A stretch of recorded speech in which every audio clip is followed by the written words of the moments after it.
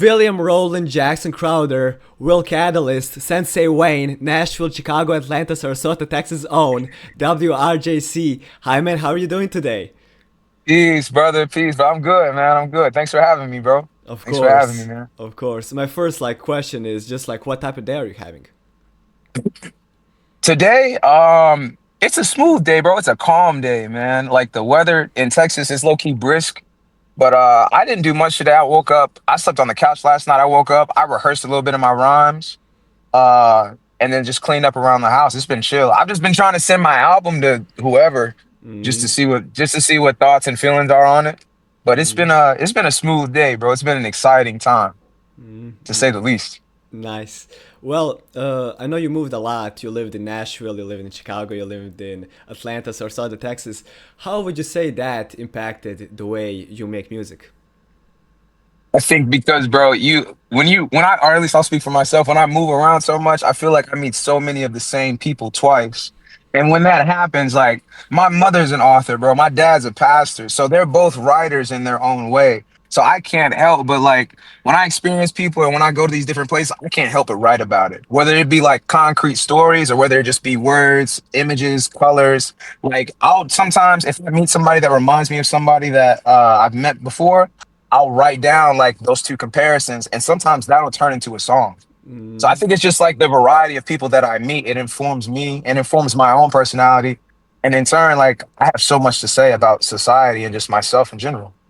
Is that what nowhere everywhere means? Yeah, exactly.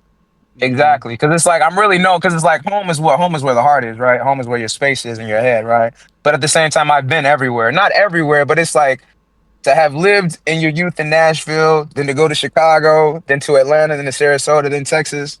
You experiencing a lot of like all different parts of the not even just the country, because you're like Midwest, you got South, you got Deep South, you got East Coast South. So it's like, And you've been making music for a while now, but only earlier this month you released your first project, Yona. Why is that so? Why now? man, I think because, bro, I think, I always hear artists talking about like when they talk about their albums and stuff like, yo, it has to just come naturally. And I was low key like waiting on that. And I feel like that's what Yona is. Because mind you, I've been writing since I was 14. I've been listening to music since I was 13. I didn't start writing till I was like 14. And even amidst the writing, like I was never in the studio recording. Like from 14, I started writing at 14. I didn't record my first song until I was 21. So that was 7 years of like just continuous writing, trying to figure out like what I wanted to be, finding new music. Cause like like what I listened to changed so much. And I'm sorry if I'm going on a tangent, but what I listened to changed so much, like along that what really 14 to 26, amongst that 12 years, what I listened, it changed so. I started with like Wayne, Rick Ross, and Drake. Then when I moved to Chicago, it was that. But then like drill music got so big, like Lil Herb, like Dirk, Keith, FBG Duck, Billionaire Black, Lil J, and shit like that. Like that got so big. So I got really into drill. And then it became when I was like 17, 18, I accidentally like pressed on a J. Cole song. And then I got into like this other wave of hip hop that was like, oh, this isn't necessarily like turn up shit. It's kind of like conscious, self-reflective shit. And that was when I kind of like, I feel like that's when my writing got a little bit more honest when I turned 17, 18.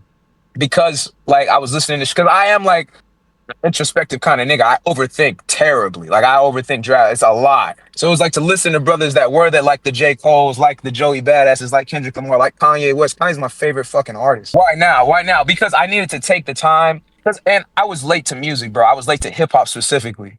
I didn't get into hip hop till I was 12. I feel like most people got into that shit like with their parents. So I feel like I needed to take the time to actually study the craft and actually listen to all that was going on, not just what I personally liked. So that way I could have like, because I make music for myself, but I want to make music so that way strangers can connect with each other.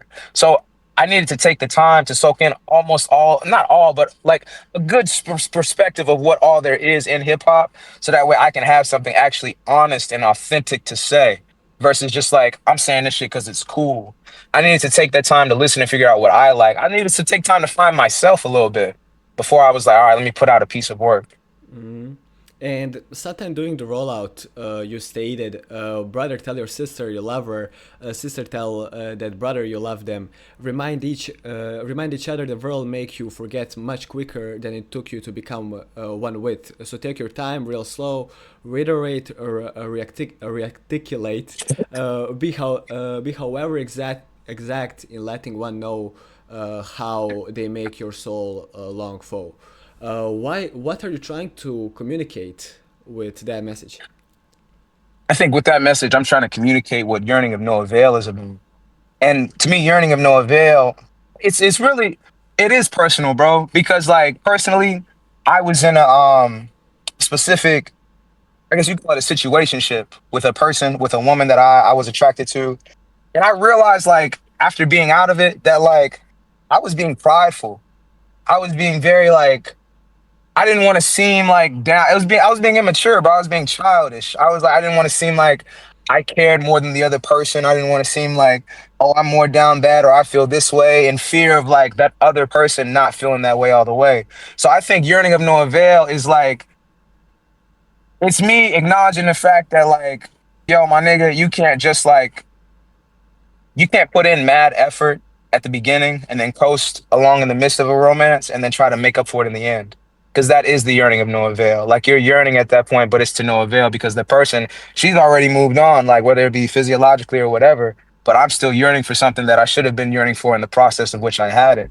So I say all that to say, like, man, if you feel some way about somebody, and it's really not even two people, it's really me talking to me. Like, bro, if you feel some way about somebody, say that. And in a way, it's kind of embarrassing because, bro, I'm 26. It's like, what the fuck? I should have been known that. I should have been doing that. But it's one thing when, like, you hear other people say it and experience that shit.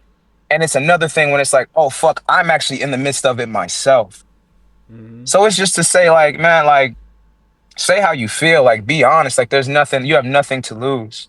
Like, there's no point in trying to save face. There's no point of, like, there's no point of being afraid of, like, denial with your feelings. There's no point. I know that And sounded vague, that last sentence, but go ahead, listen. and a theme on the album that's like very prominent is about your love life. Is love. Mhm. And I know at some point you also mentioned like bad things that you do in your love life, like wanting girls you know are not good for you, or being the most comfortable in stuff like situationships. How would you describe your relationship with love? Bro, honestly, like, I'm low key, like, inexperienced as fuck.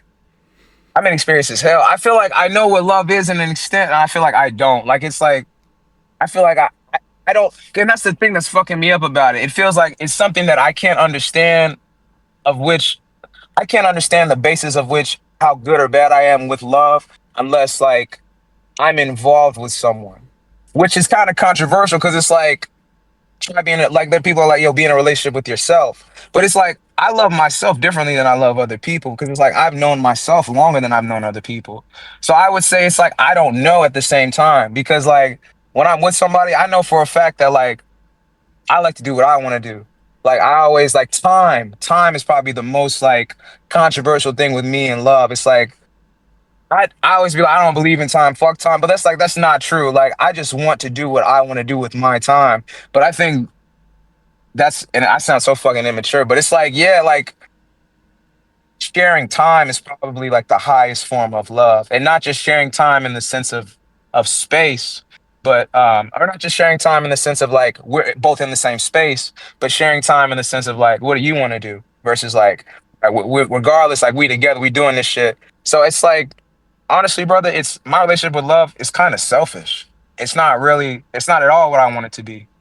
It's kind of unfortunately like right now it's still kind of self-centered around what I want and I know I need to like yeah, grow out of that. And I think like the last situation I was in like woke me up and like allowed me to see the parallels and the polar opposites of what I want to be versus like what I'm just talking about being and then what I am. So if anything, my relationship it's confusing to say the least. It's confusing. I'm still like figuring it out. And like I know you've been really like stressing about this big moment, this big album, this big Mhm. project. You even lost like 50 pounds in the process. Yeah, Why is that so? Why did you stress so much about it? because bro, it's my first one. I know how important a first album is. And I also understand, like, I don't have like anything of not to shit on myself, but I don't have much of a fan base. You know what I mean? I'm just like, I'm sporadically putting it out there. So it's the nerves of like, man, bro, I don't have really much of a following.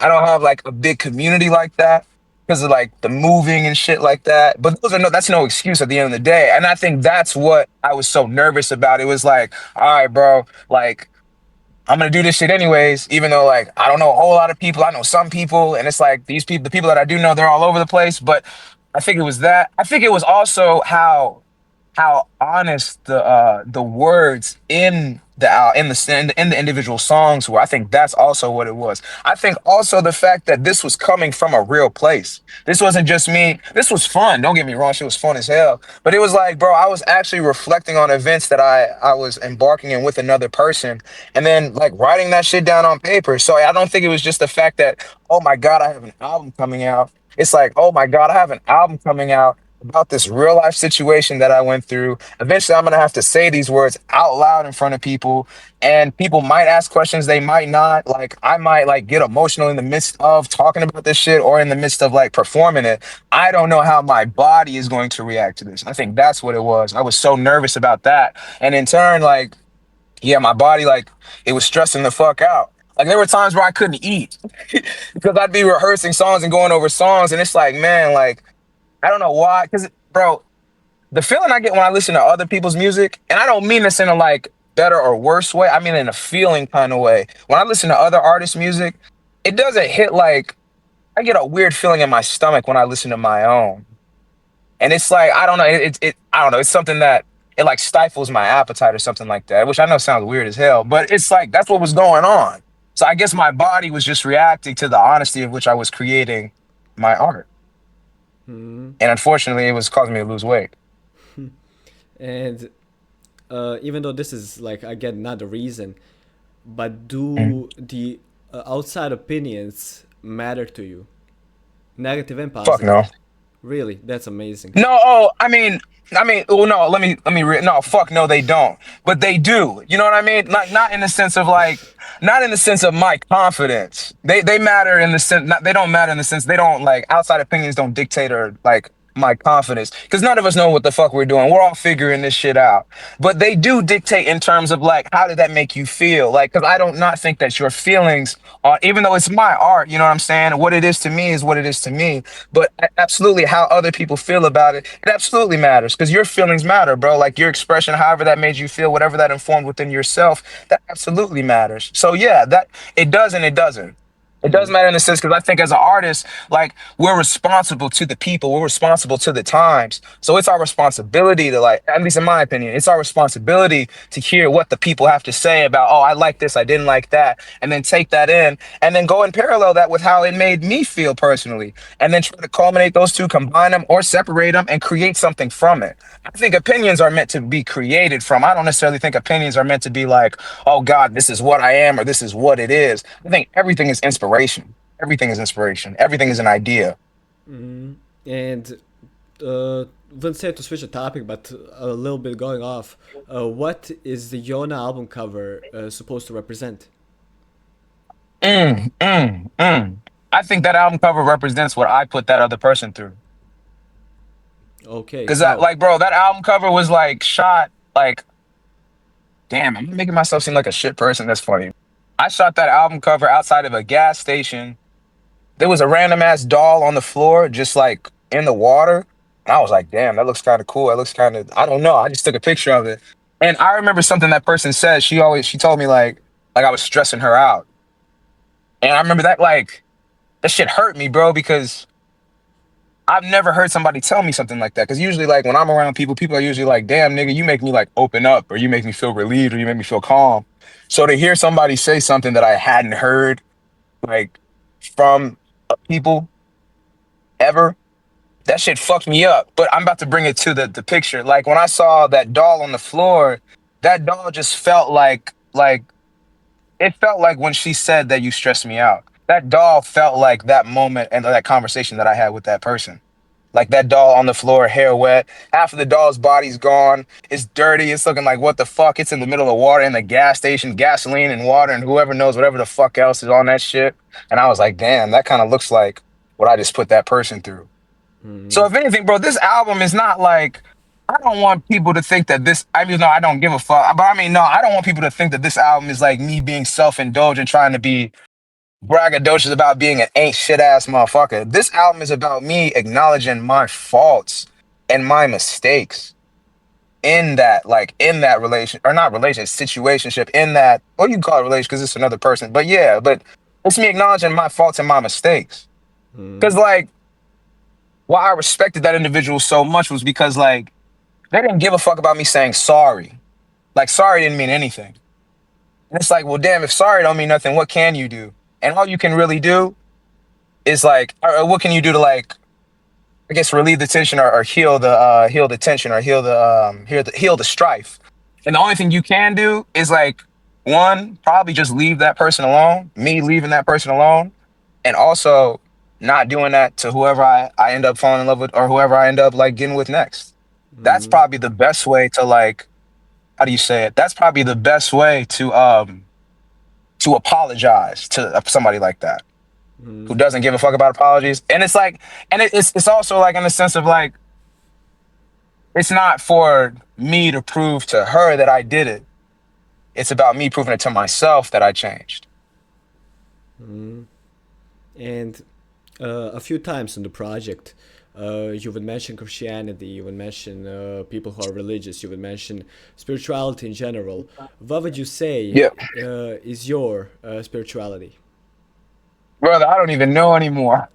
Don't get me wrong, um, how do I say it? Like my dad, my dad and mom are both pastors and ministers, but they're also both educators in religion. So I've always like church has always been fun, but also very weird to me, bro, because I feel like how I was talked about what religion, Christianity, and God was very, very different from what like members of the church kind of talked about or how they spoke about it. And I don't want to be on some like elitist shit where it's like, I'm the preacher's son. I know more than these niggas do. It was not that at all. Cause I promise you, I'm sure I don't. But it was just like, wow, this seems a lot more like when I would hear members speak about Christianity and Jesus and God, it felt a lot more cultish than I was hearing my pops talk about it. And I think that has to do with the fact that like they weren't just like teaching um Christianity in a, how do you say it?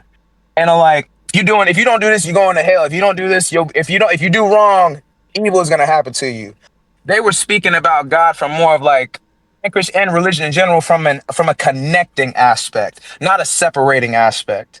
And I think that comes from, bro. It's just my opinion. I think that comes from I think a lot of people that get into church. It seemed like they went through some bullshit, like some heavy shit, either where they were doing wrong or wrong was done amongst them. And so they came to church to kind of isolate themselves and get themselves away from that wrongdoing. So I think sometimes that can bring on a mentality of like, oh no, I'm greater than thou because I don't do that. Or I'm no, no, no, I'm better than that. Or no, you're less than me because you do this. When it's like, no, bro, like the people that do wrong, the people that we're judging, like, no, those are the people that need to be in here with us. And I think that shit gets lost because of because of the, I don't even know. I think it's just the facade. I think it's the facade of church that allows us to lose the authenticity of like what Jesus wanted. Because Jesus never really said, yo, go make a religion out of this. The brother just said, yo, go love your brother, go love your sister, go love your neighbor. I think all the extra the constructual shit like that came around like the it being a mega church like oh the pastor this ranking is the senior pastor, this is like the youth pastor. I think all the ranking, the classism in it, bro, it convoluted that like yo, this is about people coming together and just trying to find hope, trying to find community. Yo, I'm going through this. Yo, I'm going through that. Well, damn, bro, I connect with you in this way. Well, damn, bro, I don't connect in that way, but this brother might or this sister might. It's about connection and community. Like, bro, my biggest thing, I don't fuck with like when people are like, I don't know you. You know what I'm saying? Like when you're out socializing and people are like, oh, I don't know you, I don't know this person. It's like, motherfucker, you didn't know your mother at one point. You didn't know your father at one point. You didn't know some of your best friends at some point, bro. Like my thing is like, bro, turn strangers into family. That's what I want to do. I hope my music, my concerts, my artistry makes people like you can. Cause bro, I went to mad concerts by myself, bro, and I never left by myself. I always like found community in there. That's what I hope this shit does, and that's what I feel like church can do, and that's why I feel like church kind of got lost. You know what I'm saying? Because people aren't really there to find community. They're there to be like, yeah, I donated this amount of money to the church. Yeah, man, I'm this kind of person. I'm this, and that. Everybody wants to prove their morality. And it's like, bro, you trying to prove your morality makes me feel like you're suspect. But yeah, man, I think, yeah, all that to say. So would you say that is the reason you make music? Absolutely. I think, bro, I wonder how they would feel. They probably disagree. I think my mother and father being pastors, and then my mother being educators, and me being a rapper, I think that makes so much sense. I think in perspective to what they do in terms of community outreach, my pops, spirituality and bringing people together. My mother, information, education, bringing people together. Like hip hop is like fucking societal. It's cultural. It's fucking with the youth. Not fucking with it, but like gathering the youth. They're almost like the trinity of bringing shit together. It makes so much sense that I do this. And do you like, because you're now like entering like let's say like officially the hip hop space, do you like where hip hop is at right now? Do you think your music can stand out? Absolutely. I think hip hop, like right now, it's so broad. There's so many different sounds. There's so many different people are like, cause bro, like there was a Earl Sweatshirt and like Mike interview. I think one of those brothers was like, hip hop is like the number zero, and I was like, wow, that's some real shit, cause it can go with anything. You could blend hip hop with any genre. It's so hip. That's why when people be like, man, fuck samples, it's like they're like, I don't like sampling. It's like, bro, hip hop is sampling. Like hip hop is a sample, bro. It's literally like a fucking like I don't know how to describe it, but it's a sample, bro. But I think that absolutely. And all bounds of hip hop from like fucking from V Cash Cobain and fucking what Cardi is doing to fucking shit people like Kevin Abstract or Rory or fucking like King Cruel or shit like that's not hip hop, but like Earl Sweatshirt. I think it's so there's so many different subgenres and sounds. I think that makes it even more like accessible for somebody like me because I don't know what the fuck my sound is. I don't know what it is yet. I'm still trying to figure it out. 'Cause and not even that I don't know what it is. I don't know how to describe it. I don't think it's a specific genre. So I think the fact that like there's so many different genres out there, I can play in that space of not really having one. And I know you named Solo 1K as one of your biggest inspirations. Who is that, and why is that so? Bro, that's actually like my blood brother. That's my younger brother.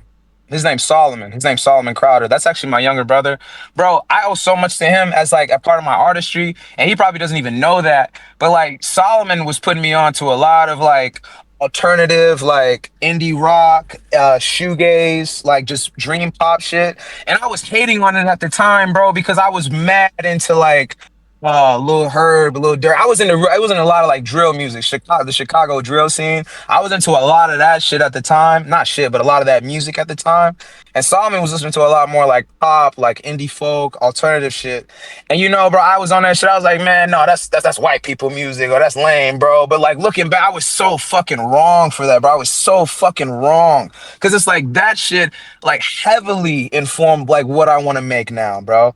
And I really wanted to tell him I'm sorry, bro, because I was really shitting on his music taste. And I'm like, Salman, you always low-key had better music taste than I do. And it was partly because like a nigga had moved to Chicago, bro. And I was like, oh my God, the image of a Chicago individual was just so fucking cool to me that I wanted to be that, even though that's not what I am. Like, I'm not a hard ass nigga, bro. Like, I'm not a gangsta ass nigga or no shit like that. Like, I'm a nigga from the suburbs, bro.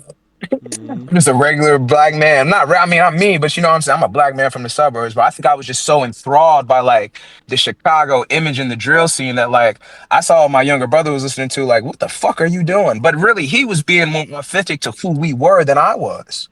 And so I just and I thought about this in the midst of writing Yona, in the midst of just writing songs. So at the end of it, I had to be like, damn, Solomon. Like I tell him all the time, but it's like, my nigga, brother, you really inspire. You have no idea. I probably can't even articulate how much you really inspire me, bro. Because it goes beyond just like you had good music taste. Like nigga, you allowed me to like be real and like take off all the bullshit and be like, yo, this is me, and I fuck with me, and this is okay. So that's why Solomon is one of my biggest inspos. And I know like of artists that you name as like your biggest inspirations. There's Wayne, there's Eminem. You mentioned Ross. You mentioned Drake.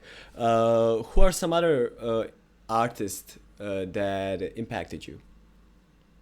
Bro, yeah, Wayne, Drake, Ross, that was all when I was like a teenager, more so when I was like 12, 13. I'd say now, bro, I'm inspired more by like, you heard of Blood Orange or Dev Hynes?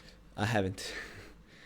Oh, bro, you should listen to him, bro. You should listen to Blood Orange. He makes like, I don't even know how to describe what he makes. It's like electronic R&B, alternative hip hop. He be singing, rapping. I love Blood Orange. I love King Cruel. Um, I love this artist named Rory. I love Frank Ocean. I love Daniel Johnston. You heard of him? No. Um, or I like, well, yeah, Daniel Johnston. He was like one of the culminators of outsider music. Outsider music is basically like they were musicians, but they weren't professional musicians for real. They were just like people that kind of were just finding the sounds. And kind of Daniel Johnston was one of the brothers that was kind of like leading that. So Daniel Johnston, Frank Ocean, Kanye West, who else? FKJ, French Kiwi Juice, Kendrick, of course, Earl, of course. But yeah, I mean, and specifically, I love all those that are. I also like the 1975, and but specifically, I like all those artists because of who they are as writers. Like Frank Ocean, Blood Orange, King Cruel.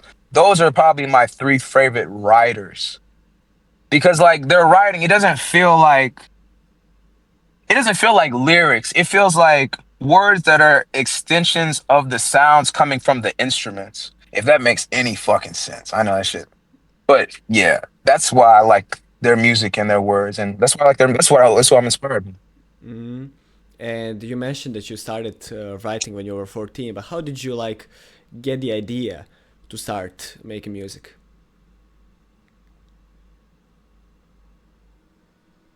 How did I get the idea? I don't know how the idea came to me. I think, bro, because I was at this youth center.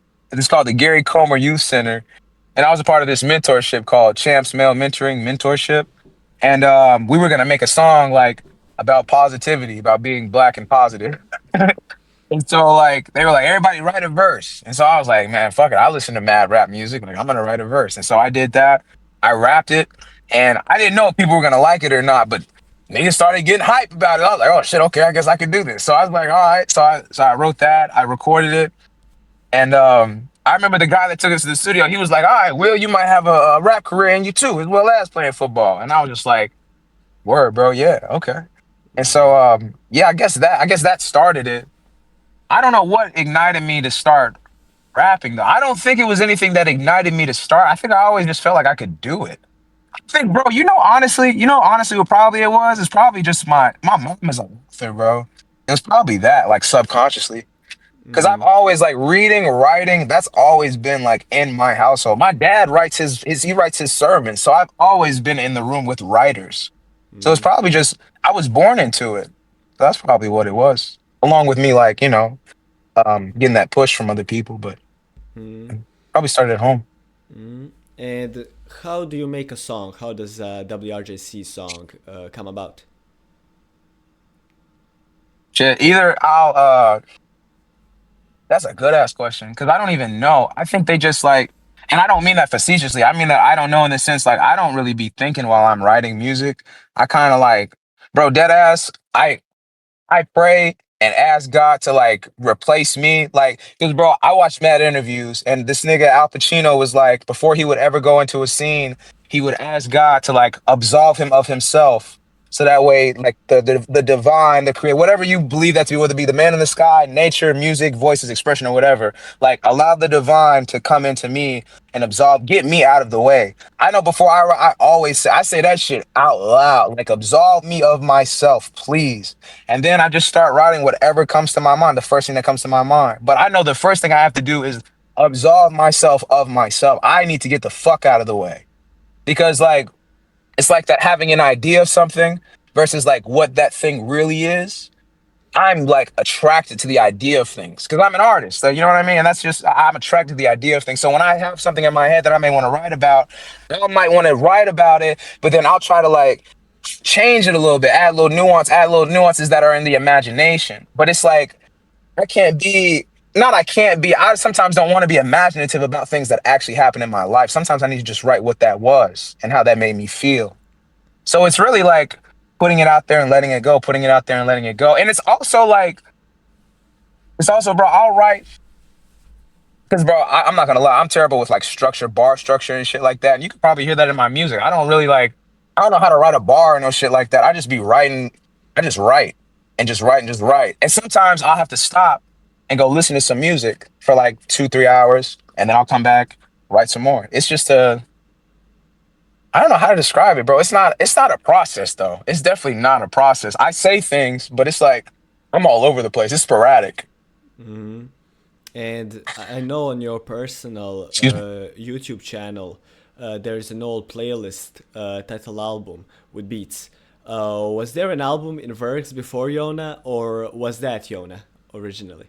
Yeah, there was. That was supposed to be it was called, it's gonna be called Reiterations of Reintroductions. And Mm-hmm. that was gonna be my first album. That was gonna be just like, that was gonna be me introducing myself. Like, yo, like this is who I am. This is who I wanna be. This is who I was. This is who I am now. It was called, yeah, it was called Reiterations of Reintroductions. And I was gonna drop that, but Yona just felt more present. Like Yona felt like more right now. Because Yona was really gonna be titled Right Now because of like the fact that it felt so close to who I was like at that moment in time. But reiterations, of course, like we'll definitely come back to that for surely. Definitely coming back to that. But that's the thing, I'll have to like adjust it because like who I was when I wrote that, that's not who I am now. So there's so much more context to add to that. But I did change it because Yona felt way more present. And Yona is like inspired by a real life thing. So it's like that like me reintroducing myself isn't a real life thing, but like I don't know, it was just more, it was more up to date with like what I was right at the moment. So I was like, man, let me actually like let me embrace like what I am, what this is, right, my expression right now in the present. So yeah. And what does the term 1111 mean? 1111 basically like, I mean it was coming from the notion of like, when it's 1111 you make a wish. But it was also coming from the notion of like, sometimes I won't wish for like a thing. Sometimes a nigga just be wishing for a good time. And I remember writing that song. I didn't write that song with the concept of like 1111. I wrote that song because I had such a fucking good time with the person I was with that night, the night before, that I just went and wrote about it. Because it was like Billy Woods got that line, "Good times never seem so till it's goodbye." I really felt that, bro. I really, really felt that next day, that next morning. And I wrote that shit. And 1111 was just what came out, honestly, because it was like, man, if it was 1111, I'd wish to be back with you right now. Like, that's what my wish would be, shit, to go back into yesterday. So that's kind of how the 1111 came out. It wasn't even like I'm gonna make a song conceptually about 1111 and wishes. Like the 1111 part was last. Like it was really more so about, damn, I wish like the night didn't end. So yeah. I know you asked on Instagram if you should make a music video for the song. So will it come out? When will it come out? And how do you want it to look? As far as, brother, let me speak on that. Like in general, so there's actually there's going to be a visual album coming out for Yona very, very soon. It's going to be a visual album. It's basically going to be like It's basically it's gonna be a silent film. There's definitely absolutely there will be narrative to it, but the music will serve as the sort of the script, you could say, as the words. There'll be people in it, there'll be images, but like it's gonna Yona is gonna be a whole constructed visual album film. But as far as 1111, I want that shit to look like dreamscape. I want that shit to look like psychedelics. I want that shit to look like every kind of drug, every kind of lack thereof of sleep, every kind of hallucination. I just want it to look like a big trip, but not oversaturated, not to the point where it's like, all right, fuck, this is a lot. But like, I don't know. I want it to look loud, but also soft at the same time. I want it to look loud and quiet at the same time, if that makes sense. Mm, For specifically for 1111. and like, do you plan to make more music videos like outside of for 1111? Absolutely. Again, like I said, we're making a complete like visual film for Yona. So there'll be each song will have its own individual music Oh, video, okay, as okay. well as like there'll be like an 18-minute short film of the album. Mhm. So the project is listed under Worldwide Records. What can you tell me about it? Is that a label you're signed to or something else? Honestly, I'm not signed. I don't have a label. I don't have any management. I don't have like a team or anything like that. It's just me and God. Um, but Worldwide Records, that's just like a potential name for a record company or a record collective that I'd like to be head of. But I don't know if I want to own a record label. I don't want to like take artists' money, bro. Like if I did anything, I'd probably just like I don't know. I'd probably just bring artists along with me. Like, yo, man, like here's a space, here's studio, here's like different musicians. Let's all work together. I'd probably be more so for the collective thing, more so than like, all right, this is a label. I don't want to make money off anybody else's shit. And I noticed you have on social media just like a great sense of humor. How did you learn Thank to you. be? How did you learn to be so funny? Bro, my granny is the funniest person I know, bro. My granny taught me how to cuss. My granny is like the first comedian I've ever met, bro. And like, of course, you spend a lot of time with your parents, but I mean, like, I feel like I spent the most time actually getting to know my grandmother and seeing how much of a funny ass individual she is, bro. So that's really who all I get that from. So big ups to granny. And you often perform live. What has that taught you about not only just Wow. making music, but like in general, like in life? What has it taught you? Man, so much. It's taught me that like the live aspect is just as, if not more important than the studio aspect, because that's where you get to see the art like actually live and breathe with like the conceiver of the art. It teaches you. It also has taught me that like, yo, getting up there and rapping is not just the gist of that. I think it's getting up there, rapping, but also it's almost rapping, but kind of like hosting and narrating in a way. Not just getting up there and like, I'm finna spit my shit and then leave. Because I'll notice when it's like I got up there and just rapped my song and said, all right, y'all, peace, versus like I got up there, maybe the raps and maybe my performance wasn't as crispy clean as I wanted it to be, but the people seem to like connect with it more. Or they seem to like reach out to me. I seem to get more eye contact and more crowd participation when the performance isn't as crispy clean. And I find that really interesting because it's like, wow, maybe I need to let go of that sense of, and I think it's because the artists I watch, like their performances seem so fucking crispy clean and like, oh, that didn't seem like they had an error at all. But that's probably just because of just the how do I say it? They put in more time than me. So it's like, oh, I just need to I need to clock in my 10,000 hours. So that's what that is. But it's teaching me it's teaching me the balance between like, all right, here's where we need to go in on the bars. And here's where it's like, all right, let me connect with my brother and my sister right here. Let's wave our hands. What's up? Let me dap you up. Like what you got to say to the mic, anything like it's teaching me how to balance crowd participation with performance. And how did you prepare for a live performance? How did you prepare yourself? Bro, honestly, I live in a one bedroom apartment, brother. And I'll like, I'll clear out the living room space. And literally, like, that's my rehearsal space. I have a JBL 6 speaker. I put the instrumentals on, bro, and I just rap. Like, I'll rap. Like, I go over the songs like 3 times each. Or yeah, I go over the song, yeah, about 3 or 4 times each, depending on how like the energy I'm feeling, or if I want to change the energy or change the articulation of the inflections. And yeah, I'll go over the songs. I'll go over the songs standing. I'll go over the songs moving.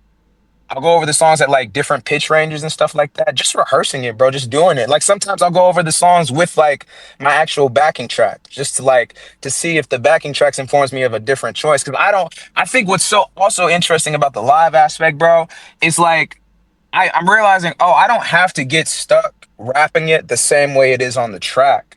Like I can change how it sounds, and that's okay.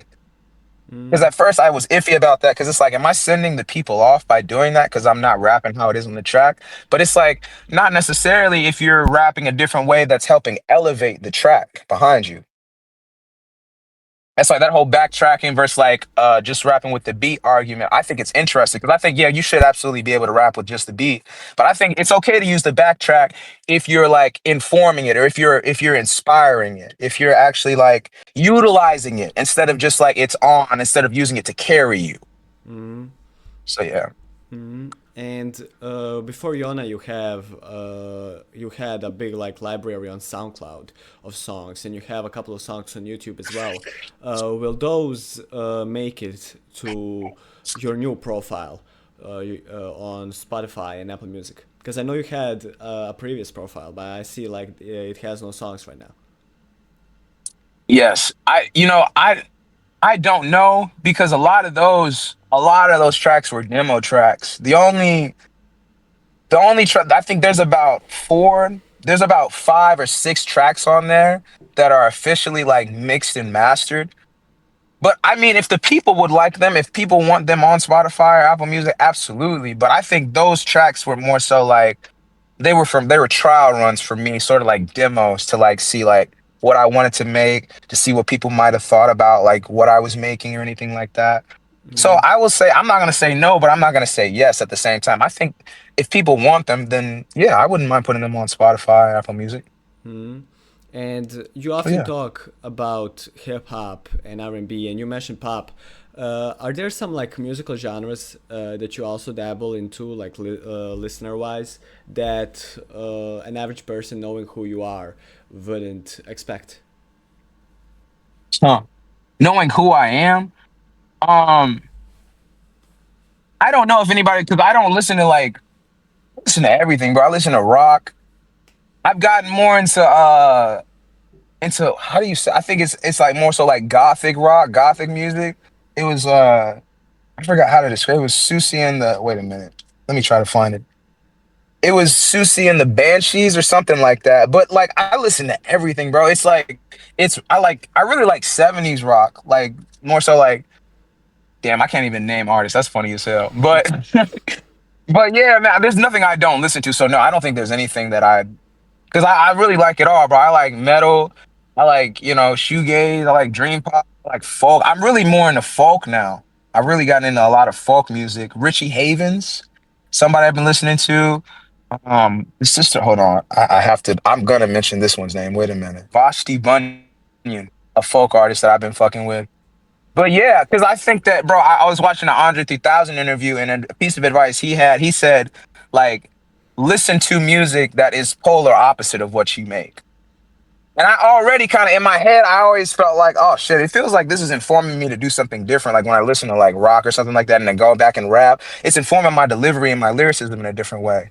But him saying that, that made me want to double down even harder on that. Like I went into shit like metal and shit like that. I don't fuck with metal like that, like heavily, but it's like word, I can peep like, oh, I can see why somebody would like this. Cause I don't think music is a thing where it's like, yo, bro, this is for you or this isn't for you. I feel like you have to adjust your own ears to kind of like adjust to what you're listening to. Like if you only listen to rap and then you go to metal, oh yeah, you're gonna think that shit sounds weird, bro, because it's like you've only been listening to rap. But it's like if you listen to rap, but you're like, bro, let me stay open to like what they're doing in metal. If I look at it as just like yelling and just like loud sounds, well, yeah, that's what I'm gonna think it is. But it's like if I take it in and just take it in without judging it, maybe I won't like it at first, but at the same time, music grows like a motherfucker, bro. So it's like I think I just I took the time to let shit grow on me. before I said that like I didn't like this. Because King Cruel is one of my favorite lyricists now, bro. I hated King Cruel at first. I couldn't stand like the sound of his voice. Not to diss that brother, but I couldn't stand the sound of his voice at first. Now I fucking love it. I love it. I felt that same way about Death Grips. I was like, what in the fuck is this? But now I'm like, this shit's hard. So it's like shit just has to grow on you, bro. You have to like take time with it. And for my last question, now that you have put out Yona, what is one thing you want everyone that will listen to that project or you in general should know? That love isn't concrete, love isn't definitive, that chemistry and compatibility are real, but not more real than the want to be compatible, the want to have chemistry. My parents have been like together for like 30 years, and not to fucking preach, but like like I've seen them argue, and it's like I think our generation, I think we look at compatibility and chemistry wrong. I think we look at it as something that's a coincidence or by chance. When it's like, no, you know how people are like, yo, you gotta choose to love that person, you gotta choose that person every day. Like that's what compatibility and chemistry is. It's the choice. It's that I want to choose you. So if anything, I would say to take away from Yona, don't be afraid to choose somebody. Don't be afraid to want to understand. And also get that, like, there's nothing wrong with explaining yourself or over explaining yourself. Like, that's what it's supposed to do. Like, that's what love is supposed to be. It's not supposed to be like, oh, I want somebody that understands me. Oh, I don't feel like I don't want to have to explain myself to somebody all the time. And it's like, brother, sister, that's what you're doing subconsciously anyways. That's what getting to know someone is. That is like explaining yourself. And it's more so to like, I want them to take away with it what I'm taking away from it. In the sense, like, I'm taking this shit away too. That it's like, bro, be patient, be kind, be open. And just know that, bro, we're not really like, we're not such strangers, bro. Like, we're all familiar. We're all family. We're all related to those very first two humans that were on Earth, bro. So, yeah, I want them to take that away. Just like bring community, like be in community. And I think it's been an amazing interview. So I just want to leave you to plug anything you want to plug. What are you working on? Where can people find you? Everything like that. So you can find me on Instagram at w.rj.c. In terms of what I'm working on, I am working on a visual short film for Yona that will be out very, very soon. Very, very, very, very soon. Sooner rather than later. And also the first Yona just dropped, but I do have another project written and ready to record entitled The Beauty of Meaning Much by Saying Little. And that's inspired and taken from Toni Morrison's book entitled Love. So if Yona is about me yearning to no avail, the beauty of meaning much and saying little is like specifically is probably about like coming to terms with the no avail aspect, coming to terms with the fact that shit's over and it's done. I'm not like someone to spiral and just dwell in the fact, oh, woe is me, she don't want me. It's like you got to move on too, though. You got to move on, right? You got to keep going. And so the beauty of meaning much by saying little is that it's the moving on from you. It's the moving on from the yearning of no avail into like my own life. What's going on with me? What do I have going on? What do I need to do? What do I want to do? How am I growing? How have I grown? So it's about 10 tracks, about 24 minutes. It'll be out when it'll be out. I won't say a date on that, but that's what we're working on next. So yeah, you can find me. Yeah, my name is William Roland Jackson Crowder. Yeah, you can find me on Instagram at w.rj.c, Apple and Spotify at WRJC.